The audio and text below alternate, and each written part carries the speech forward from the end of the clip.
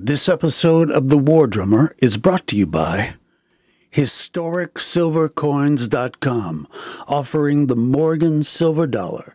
These coins make an excellent gift for Christmas. There are a limited amount of these coins, so you need to get it. If you're going to get it for Christmas, it's time to get it now. I just bought one for each of my kids. Go to HistoricSilverCoins.com. This is a gift that will keep giving in so many ways for years to come. Own a piece of history. HistoricSilverCoins.com. Use offer code WAR and get $5 off per coin. Turn it up.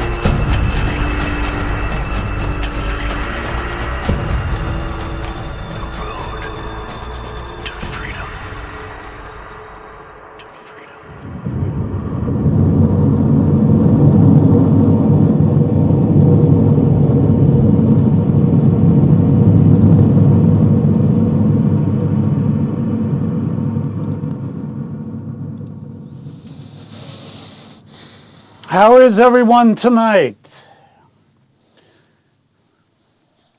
Can we hear everyone? Can you hear me? Can you hear me all right?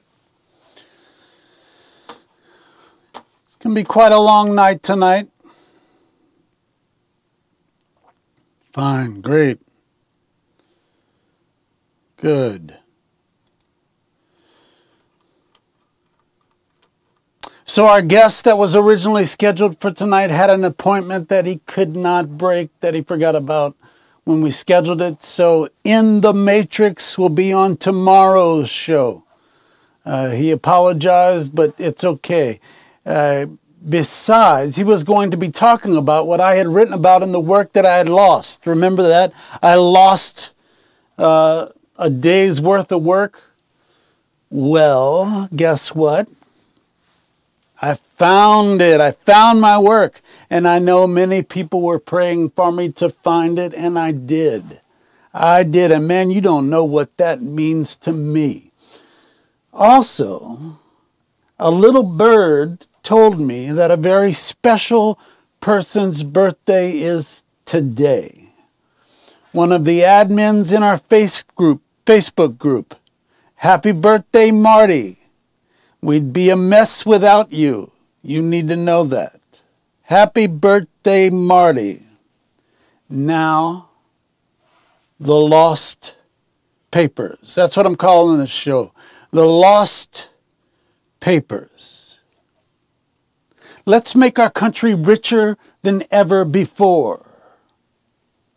That is quite a statement. Let's make our country richer than ever before. The fact is, it's a proclamation of something that is going to happen in the future. Let's make our country richer than ever before. And that means if our country is richer than ever before, that means that we, ladies and gentlemen, we will be richer. As individuals, we will be richer than ever before. And I like the sound of that, don't you?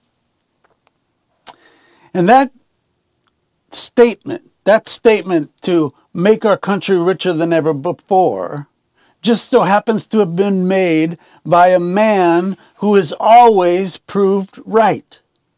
And that man is Donald J. Trump. Let's see if I can get this up here. On November 29th, President Donald J. Trump tweeted this: "Billions of dollars are pouring into the coffers of the USA because of the tariffs being charged to China. And there is a long way to go. If companies don't want to pay tariffs, build in the USA. Otherwise, let's just make our country richer than ever before." You gotta love that. You gotta love that. Let's make our country richer than ever before. That means let's make Sean richer than ever before. Let's make Linda G.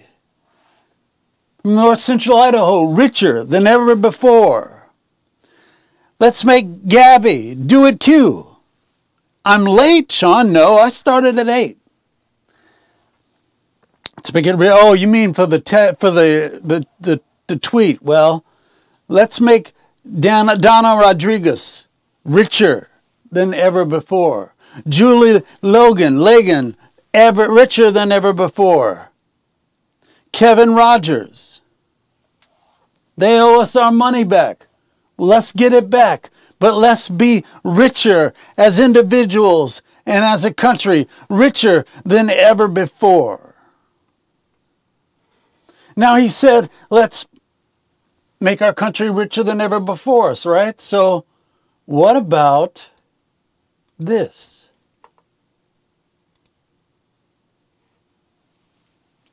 Q2504. A picture is worth many sentences. Remember that was that picture with the hotel front in China? Well, Neon Revolt let us know in his last post or his last newsletter that a picture is worth many sentences is prison sentences, and that's going to be Hillary Clinton. Hillary Clinton. You know, I'll just pause for a minute. You know, my churches, we're studying Zechariah. And in Zechariah, it talks about the wicked woman in a basket. And I tell you, is there a more wicked woman on the face of this earth than Hillary Clinton? It is strange when you think about it. That this lady is so wicked and so many people follow after Hillary Clinton and Bill Clinton. A picture is worth many prison sentences. This is what I want you to focus on, though. So he said, let's make our country richer than ever before. So he's implying that our country is going to be richer than ever before, that as individuals are going to be richer than ever before.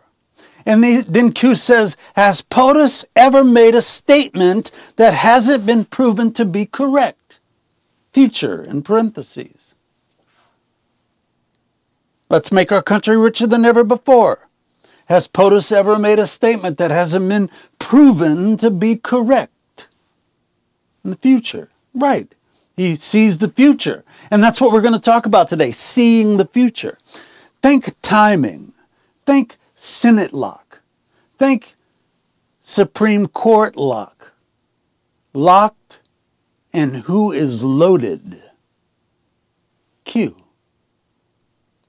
Has POTUS ever made a statement that hasn't been proven to be correct? Statement about the future. Well, I'd like to talk to you about that tonight. Remember what I said a few shows back regarding needing the contrast to understand and know a thing? First, let me say, if you don't have paper and pencil, you need to get that, because there are things that we're going to be talking about tonight that's so important in regards to your education into who, what, and why people are trying to control us. Who are these people? Why are they trying to control us? What are they using to control us? We're going to talk about that. So get your pen and paper. So what I was talking about was regarding needing a contrast to understand and know a thing. Remember that we were saying that the Democrats, they needed to have a house full of Democrats so they could see how messed up the country will be. They've had all the Republicans doing it, so they haven't had the contrast to understand what a mess things would be if they got their way. Well, now they'll get to see it.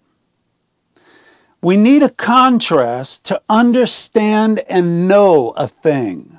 That is the way we are designed. To understand freedom, we must have the contrast of slavery. I'll say it again. To understand freedom, we must have the contrast of slavery. And listen to me very carefully. This is important for you to understand. When a person fully grasps the antithetical nature of our universe, knowledge is open to them. I'll say it again. When a person fully grasps the antithetical nature of our universe, knowledge is opened to them. And when that knowledge is open to them, they will have a special ability. A special ability. When a person fully grasps the antithetical nature of our universe, they will have a special ability. And that ability has to do with knowledge, with knowing things. The ability to look at what happened in the past. Then look deductively in reverse at the future. As many of you know, I am a conservative theologian. This ability to deductively reason in reverse, in the direction of the future, is what a conservative theologian would define as a prophet. Someone in the comments said deductive reasoning in reverse would be called inductive reasoning. Well, first, what is the difference between deductive reasoning and inductive reasoning? Inductive reasoning starts with a conclusion, and deductive reasoning starts with a premise. Therefore, inductive reasoning moves from specific instances into a generalized direction, while deductive reasoning moves from generalized principles that are known to be true to a true and specific conclusion. And guess what? That is not what I'm talking about. So, looking at the future, deductively looking at the future in reverse, that is not inductive reasoning. So get that out of your head. I received another comment saying that the Bible says to have nothing to do with a seer, because that's what I'm defining. Have nothing to do with a seer. I'm in complete agreement with the Bible. It is my master's mind. But in the Old Testament, a seer was a fortune teller. Again, as I said, that is not what I'm talking about. I am not talking about seeing the future. You should never use English words to define ancient Hebrew and Greek ideas. Do you understand what I'm saying? You should never use English words to define ancient and Hebrew and Greek ideas. And guess what? Again, that is not what I'm talking about. I understand, along with users who, in my opinion, go too far with this ability, because they call themselves prophets. There are many people today that call themselves prophets, that are followed as prophets. And it is not so much that God is revealing to them the future. What it is that they have learned this art of deductively reasoning through the past to the future. And they can see what is going to happen based on the past. Let me put it to you like this. The sorcerer, remember we've been talking about sorcerers and warlocks. The sorcerer understands and attempts to keep hidden that there are laws of nature that you do not know about. They attempt to keep hidden laws of nature that you do not know about. This is how the sorcerer casts the spell of mesmerism on you.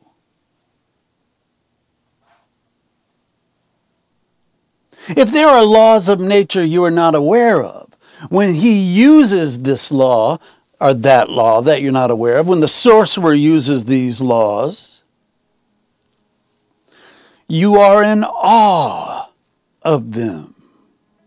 The state of being in awe, remember my word awified that I made up? Awified? The state of being in awe is the same as being mesmerized. And when you are mesmerized, your mind is open to suggestions. Being in awe is very similar as the state of ecstasy. The effects on you as desired by the sorcerer are nearly the same. What if I were to tell you that the purpose of textbooks is to keep you unaware of certain natural laws of nature? Hold on just a second. What if I were to tell you that textbooks that are controlled by the cabal are written by them to keep you unaware of laws that you don't know about? Remember, Masonry at its core, Freemasonry at its core, is prehistoric science. Prehistoric science. There are natural laws of our universe that you are unaware of. You know, natural laws like gravity. There are natural laws that you're unaware of. And when you experience the use of them, you are mesmerized. Again, this is prehistoric science. This is what the priesthoods were able to use to control the masses in ancient times. And this is what is used to control you and I. Such as, where am I? I lost my. For example, a natural law that you're unaware of is the law of history. Not the thing that says, well, history repeats itself. That's not what we're talking about. That is subjective and not scientifically proven. The law of history is that nothing can exist apart from its history. And let me explain. Creation is history. What makes a thing is the fact that it was created. Also, in an organic mass, such as a person or a tree, their history is all that has brought them to this point. This is physically and scientifically proven all at once with our eyes and ears. It is what context is. And first let me say, I'll only be able to tell you about a few of these natural laws that I'm saying you may not be aware of. And when we come back, I'm going to give you more examples of natural laws that you may not be aware of. I have to visit my sponsor. You have to visit my sponsor. That's what keeps this show going. Please visit this sponsor. I got to take a break. I'll be right back. Remember watching old westerns when the cowboy or gunslinger would swagger up to the bar, ask for a slug of bourbon, then sling a coin across the counter and ask for another? Chances are that coin would have been a silver dollar. They used real silver coins back then. Between 1878 and 1921, it would have been the Morgan silver dollar. Everybody used them, but they went out of circulation when the price of silver went up. And the coin itself was worth more melted down than it was a dollar. That's why we don't have real precious metal coins anymore. But we can still collect the old ones. They're getting rarer by the day, and collecting coins is becoming a profitable little hobby for many. The Morgan silver dollar is a great coin to start a collection off, and Noble Gold has managed to source some great examples of this piece of American history just in time for Christmas. So, if you want something different and unusual to buy someone for a Christmas gift, and let's say you don't want to spend a fortune, well, you want to buy something that's a keeper and something that will gain value, the Morgan silver dollar might be just the thing. Go to historicsilvercoins.com and for a limited time, save $5 per coin with the offer code WAR. You could end up with one of the silver dollars people like Wyatt Earp, Doc Holliday, Ulysses S. Grant, or Theodore Roosevelt carried around in their pockets. historicsilvercoins.com. Use the offer code WAR, and for a limited time, save $5 per coin. It's Christmas time, and this would make an excellent gift, and you would be supporting this channel unlike you could even imagine. Please go there and take a look. historicsilvercoins.com.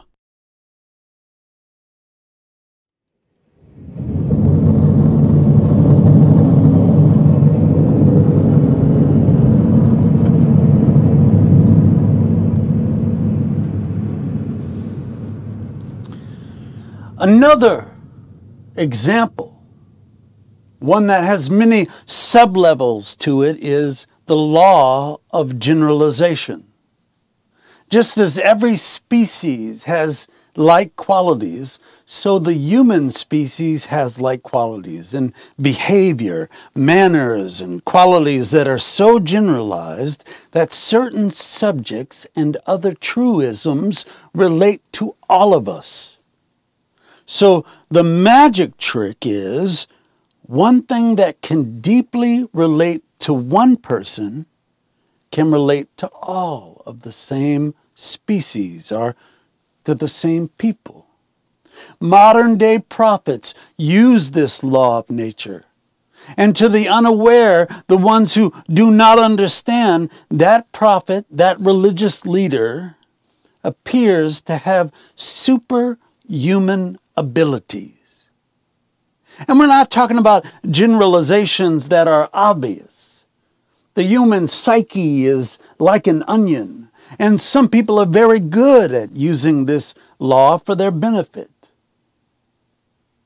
Not only peeling through each layer to go deep, but using each layer to strengthen the illusion of their words relating to you as an individual. I'm talking about the sorcerers, magicians, many religious leaders, directors of movies and producers of movies and music.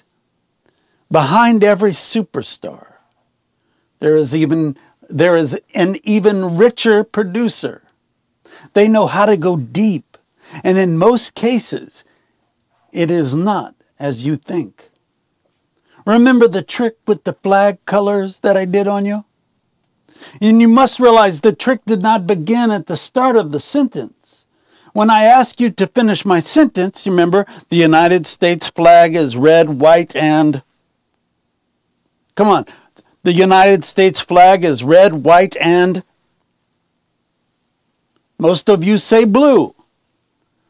I just controlled your mind to get you to say that. The trick started with the first word in the first paragraph. The sorcerer travels in the realm of the iconic.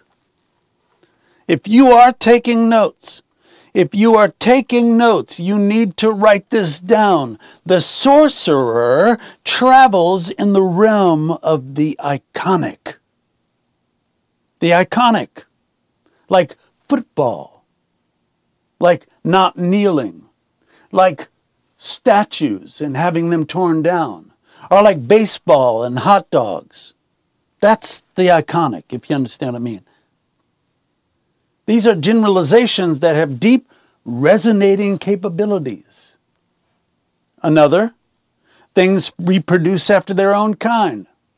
And most of you are out there saying, yeah, Sean, we knew that. It's in the Bible. Yes, it is. But do you understand that all created things reproduce after their own kind? Your emotions, all those urges and habits you have. Things reproduce after their own kind. And a sorcerer, a master of the dark arts, he or she knows that to produce one urge in you only gives way for the next. I'll stop there with the examples.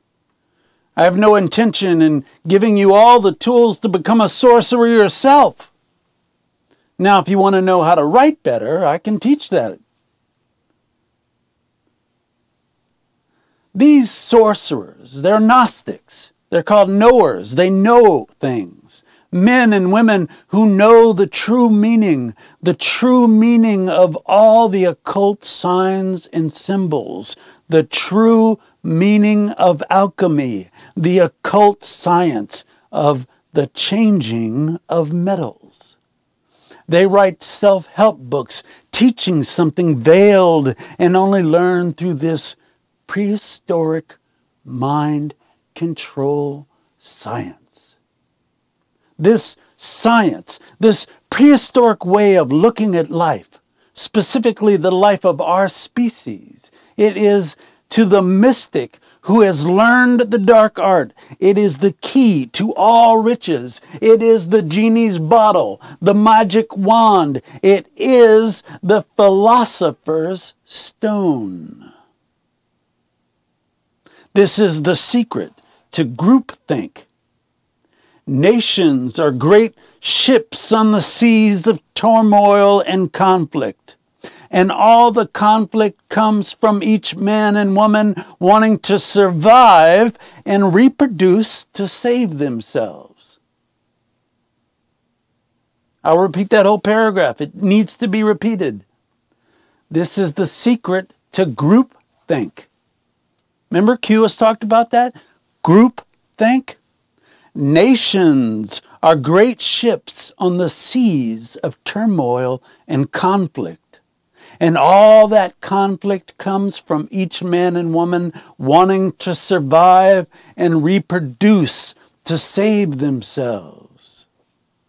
And at the helm of each of these great ships are the men and women who understand the secrets, the dark arts, and I am not talking about the presidents.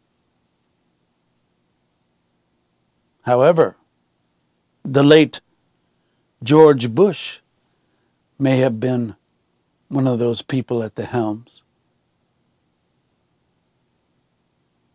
Today, and for the history books, today is December 3rd, 2018.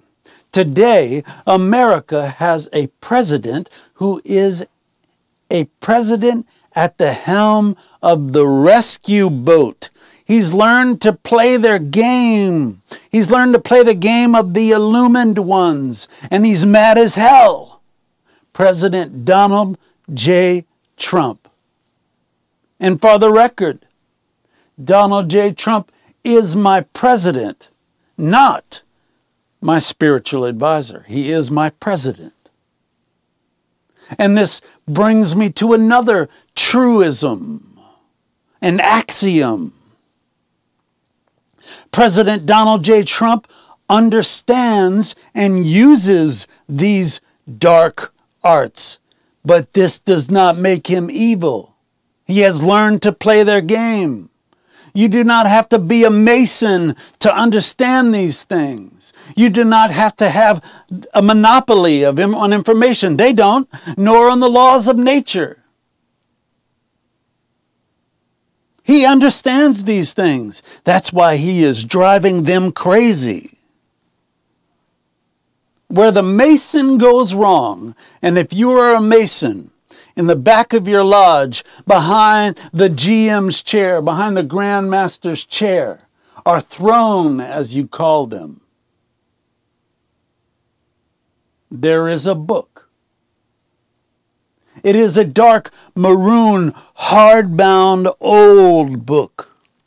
It is entitled Morals and Dogma by Albert Pike. Read that book from cover to cover, and then come and refute me. Until then, you are just a low-level Mason funding the higher levels. Back to what I was saying.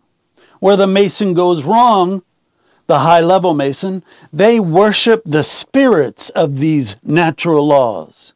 These natural laws are what feeds them, clothes their children, and it is what is called paganism. So I wanted to give you a definition of paganism. You want to see how the world is altered by these people? I looked up paganism, and this is the definition that I was given. Paganism is a term first used in the 4th century by early Christians for populations of the Roman Empire who practiced polytheism, either because they were increasingly rural and provincial relative to the Christian population, or because they were not what was called a soldier of Christ. So Christians in the city of Rome called the people out in the country bumpkins, and they called them pagans. That's what that says. That is not what the definition of pagan is. Paganism, and again, that is how the individuals behind the ship's helm, want us to define paganism. That's what they want us to define it as. First of all, the internet is the dream of the sorcerer. He loves that. He can do so much more and have an easier time gaining access to yours and my mind. Paganism comes from the word pagus. Paganism comes from the word pagus, meaning country. And according to the aforementioned definition, was the Christians in Rome who called the townies pagans because they lived out in the country? That is not true. So it later became used as a name for anyone who is not a Christian. That does not paint a very intelligent picture of Christians, does it? And that is the way of the land. It is the way of the country. It is the pagan way. Did you see what I did there? Pagus means country or land. Pagus means land or country. It is the land, way of the land. Pagan is a name given to the group that goes the way of the land. Or nature. They go the way of nature. For example, Zeus was nothing more than a force of nature, understood by the priesthood through prehistoric science. Zeus was a law of nature concealed from the profane. So, when the priest was able to predict when Zeus was going to show himself through or by thundering and lightning on the land, the priest was able to control the people. And this paganism and its priesthood, what? So, it's not Marty's birthday.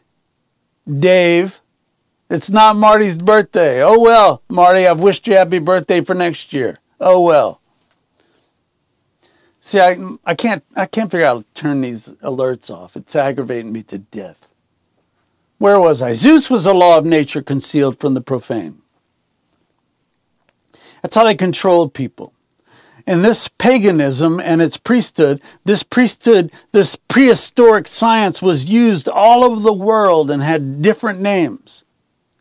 This prehistoric science and its manufactured religions called paganism in ancient times, as well as in our own day, was spread around all over the world and is expressed in the Egyptian religion, explained in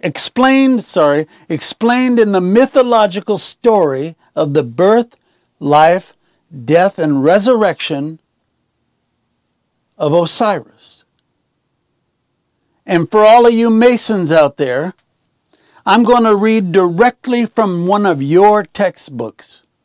And if you've never heard of it, that's evidence that you are blind to what you are involved in.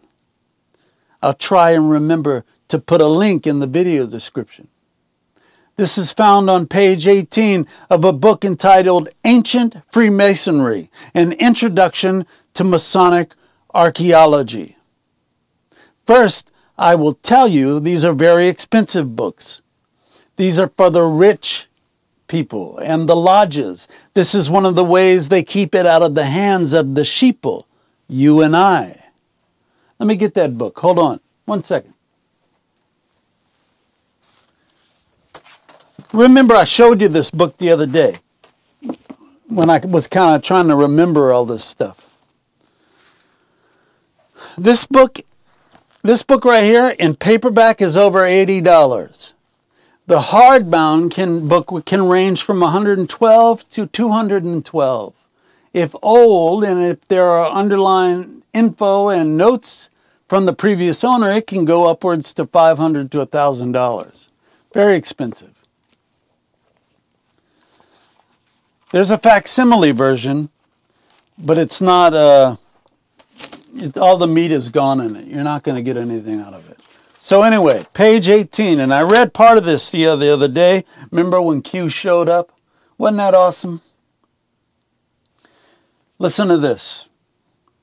If you will read in a good book on mythology the story of the death of Osiris, slain by his brother Typhon, and the long search for his mutilated body by his disconsolate widow Isis, you will understand, especially if you are a Mason, how the hope of humanity was fixed on the widow's son. The youthful spring sun god, Huram, as his name was abbreviated, whose birth also constituted the resurrection of his father, Osiris, with whom he was identified. So that is part of the myth. I'm going to explain the myth of Osiris, Isis and Osiris to you. And there's much meaning in this myth. Isis and Osiris were in love in the womb. They represented the male and female, the antithetical nature of our universe. Isis and Osiris were in love in the womb, and after their birth, they were married.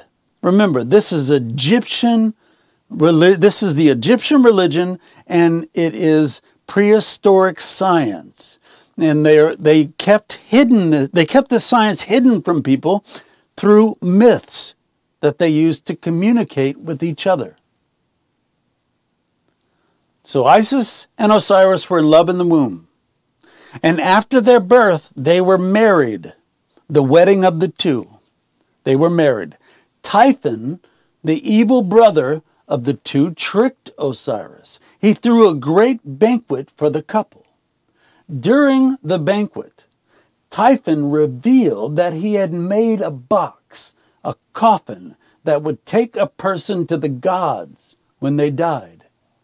He'd fashioned it to fit a special guest, and only that special guest. The box stood upright with a cover on it like a door. Each guest stood in it to see if they were to be the one the box was made for. but one after the other found the box was not for them. However, when Osiris stood in the box, Typhon, along with a third of the Egyptians loyal to him, rushed the sarcophagus, nailing it shut, and then cast it into the Nile. The various versions of the myth differ at this point, but when you combine them to get at the truth, it is the same. Osiris's body was scattered to the uttermost parts of the earth. Isis transformed herself into a swallow and flew in search of the pieces of Osiris, the body parts. And as she found all the pieces, she assembled them to resurrect her twin and brother, lover, and husband. After a time, she found all the pieces except his penis. And yes, the myth becomes psychosexual here. And if you want to know why Masonic monuments are phallic in nature, here's why. After Isis put all the parts of Osiris back together and found that his penis was missing, she made one of wood and profaned the corpse. She had sex with it. This myth is describing the spreading over the entire earth, this belief, this prehistoric science, then the bringing it together again, but in a hidden, profaned version. She had sex with it. She profaned the resurrected body. This myth is describing the spreading of one belief system that is reassembled in different parts of the world, but changed to match the profane of that nation. The profane, that's us, that's you, that's me.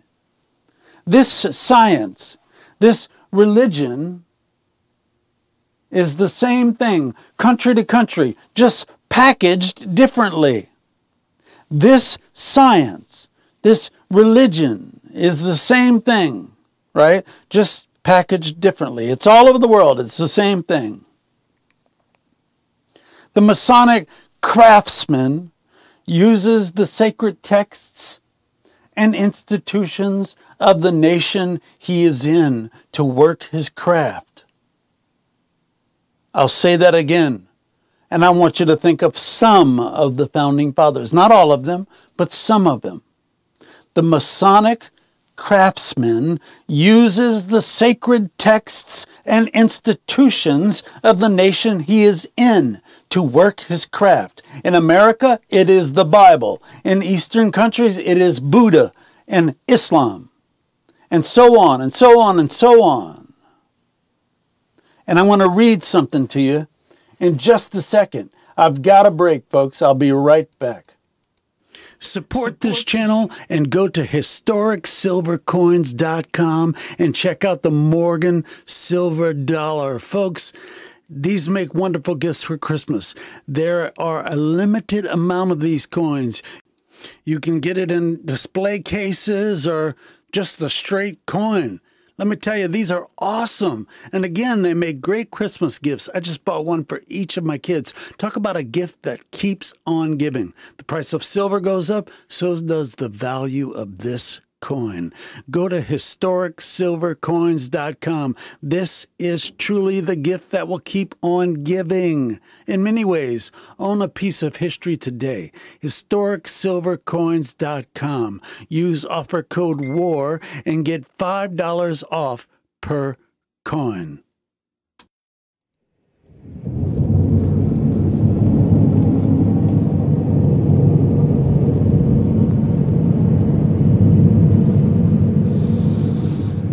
Again, for you Masons out there who want to follow along, go get your book.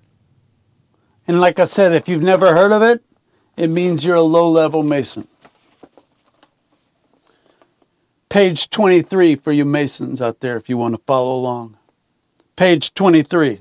Through the mists of antiquity loom the history, the monuments and crumbling ruins of the vast Mesopotamian empires, all so interrelated that historians find it hard at times to distinguish between legend and fact, but there are still intelligible despite the beating of the winds and rains, carved in stone or engraved on tablets, buried in the ruins of the temples, evidences that Masonic craftsmen met in lodges then, just as they do today. If we were to attempt to trace Freemasonry back from generation to generation, lodge to lodge, for only a few hundred years, we would have a most difficult task. The mystery hedging about the craft and the long periods of persecution and suppression makes the difficulties nearly insurmountable.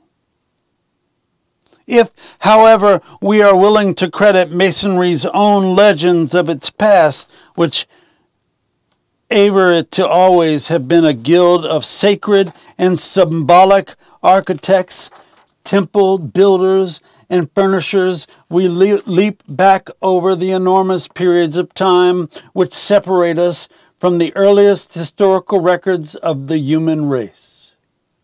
Freemasonry is what remains of that vast, ancient science. Freemasonry is what remains of that vast, ancient science, which derived countless expressions of this sacred word from the geometry of the universe and translated them into the ground plans, elevations, individual stones, symbolic designs, and sacred furniture of all the great temples of antiquity. One of the most curious discoveries of modern times is contrary to the general accepted idea that Jehovah has ever been the center of a pure monotheistic religion like that of Israel and associated with idolatry or graven images. Unassociated with idolatry are graven images as reprobated by Jewish sacred law. Jehovah worship was originally the secret adoration of the hidden source of life, conceived only by the illuminated priesthoods and their pupils, because discoverable only through a science far above the heads of the multitude, or the sheeple. It's a science, ladies and gentlemen. And Yahweh is different. Yahweh is not Jehovah. Yahweh is not Jehovah.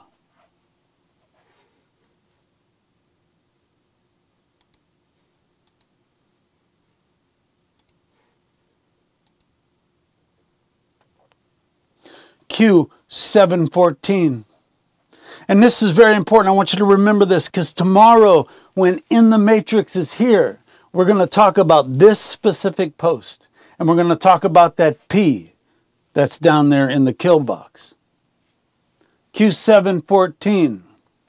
Mess with the best, die like the rest. The number 2 in the kill box. Highly classified clown ops exposed. 44 in the kill box remaining. Wizards and warlocks. Remember, we've been talking about that? Wizards and warlocks.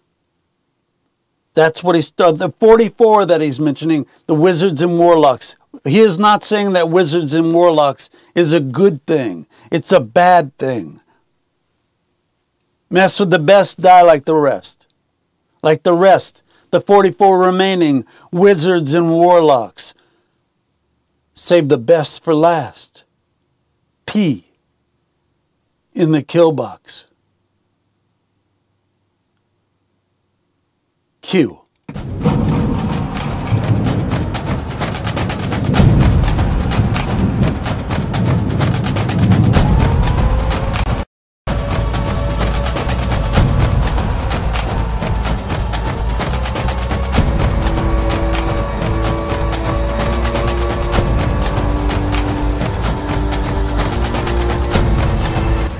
I am the Commander's War Drummer. To red pill as many people as possible, please share this video across all social media platforms.